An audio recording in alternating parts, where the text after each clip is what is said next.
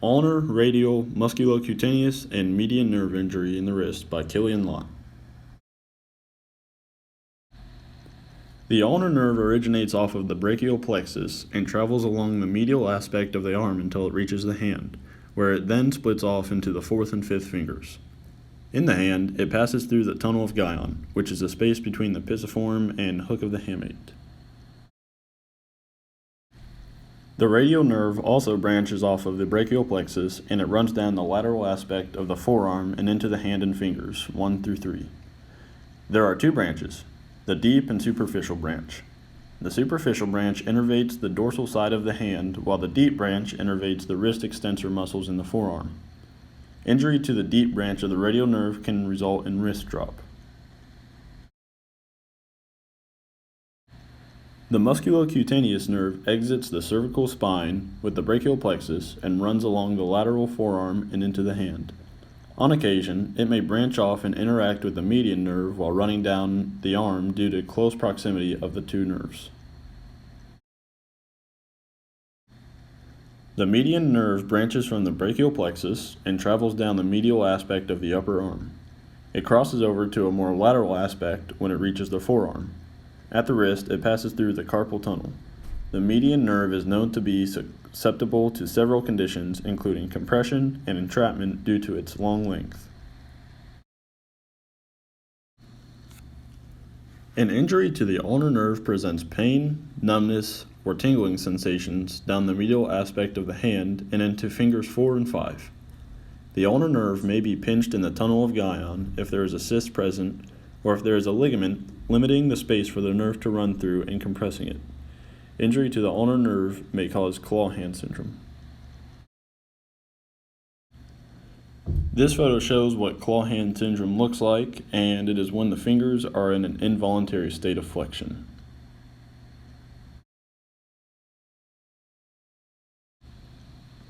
An injury to the radial nerve causes pain, numbness, or tingling sensations on the dorsal medial side of the hand and wrist, and into fingers 1 through 4. Wrist drop may occur if the radial nerve is injured, which is an inability to extend the wrist. This is a picture of a patient with wrist drop syndrome, and as you can see, their right hand is in a state of flexion, and that is because it is unable to raise into wrist extension. A musculocutaneous nerve injury will cause pain, numbness, or tingling on the medial aspect of the patient's shoulder, upper arm, forearm, and dorsal side of the hand. With injury to the median nerve, the patient will experience pain, numbness, or tingling on the volar side of the lateral aspect of the hand and into fingers 1 through 4. Median nerve injury may cause hand of benediction, which is involuntary flexion of the fingers.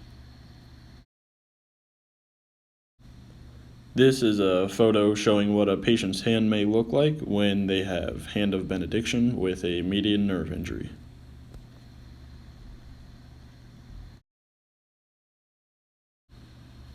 The most common nerve injuries in the wrist are nerve palsy, nerve entrapment, and nerve compression.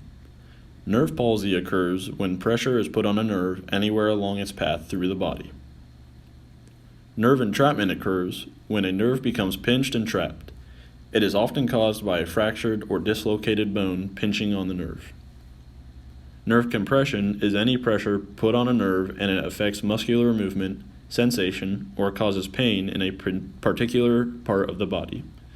This is often caused by tight ligaments or muscles that surround a nerve. Most often, compression of a nerve in the wrist is caused by the transverse carpal ligament or the volar carpal ligament pressing down on a nerve. Patients with nerve damage may experience numbness and tingling that travels down the forearm and into the hand and fingers. They may also experience pain or loss of motor function in the forearm, hand, wrist, and fingers. Claw hand, hand of benediction, and wrist drop are also signs of nerve damage at the wrist. This image shows dermatomes of the 4 separate nerves and where a patient may experience pain with injury to each nerve. The mechanism of injury for nerve damage includes manual labor, repetitive wrist motions over long periods of time, repeatedly hitting the palm of the hand on hard surfaces, and pressure put on any of the nerves will cause dysfunction and pain in a patient.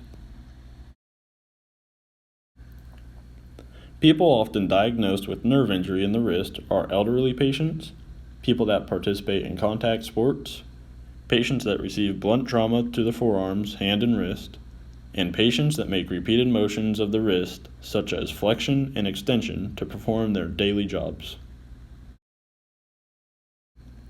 Differential diagnosis includes nerve lesions, nerve contusions, nerve degeneration, and joint arthritis in the hand and wrist.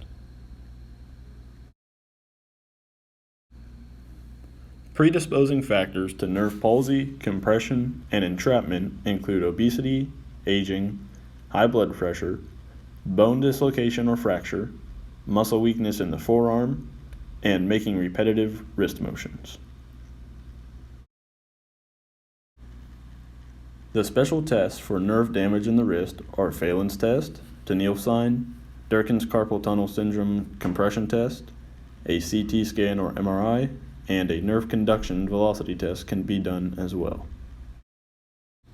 The first video I'm going to play for you is the Phelan's test. The second one will be Tenniel sign, and the last one will be Durkin's carpal tunnel syndrome compression test.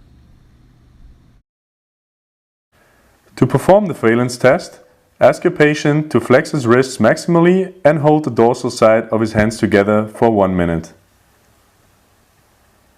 The test is positive if the patient experiences tingling in the thumb, index finger, middle finger, and a lateral half of the ring finger, which indicates carpal tunnel syndrome by pressure on the median nerve. To perform the test, tap over the carpal tunnel at the wrist. McGee suggests to tap along the whole distribution of the median nerve, from the index finger towards the elbow.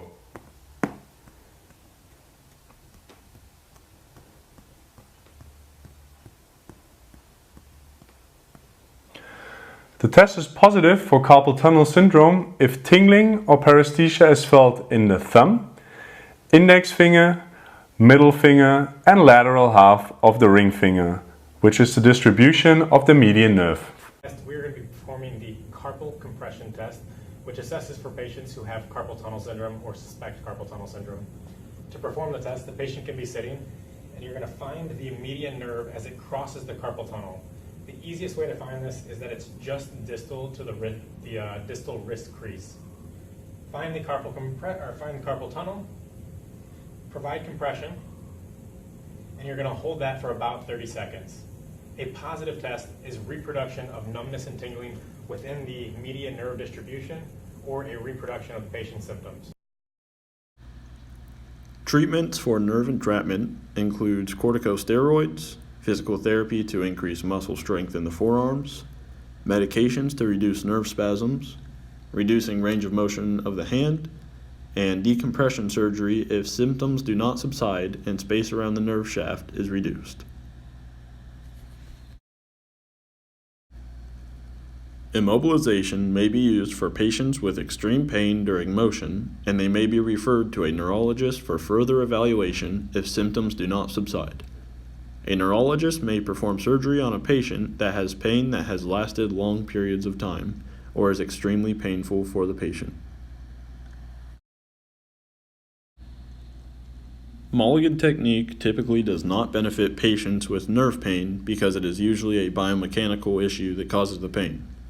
But to attempt Mulligan on the wrist for nerve pain, a joint mobilization is applied and the wrist is taken through different pain-free ranges of motion such as flexion and extension.